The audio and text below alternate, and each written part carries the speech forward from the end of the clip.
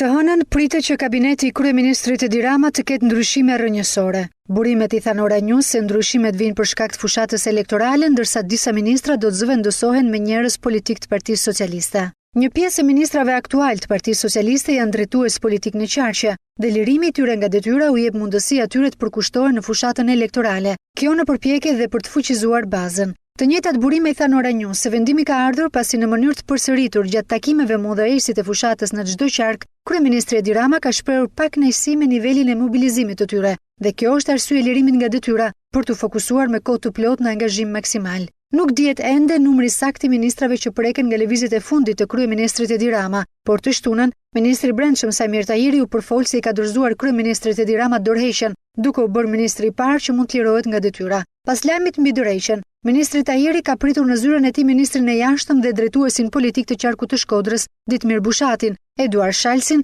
dhe ministrin e mbrojtjes dhe drejtuesen politike të qarkut të Lezhës, Mimi Kodhelin. Ndryshimet në kabinetin qeveritar vinë në një moment kur edhe opozita kërkon qeveri teknike për të shkuar në zgjedhjet e 18 qershorit.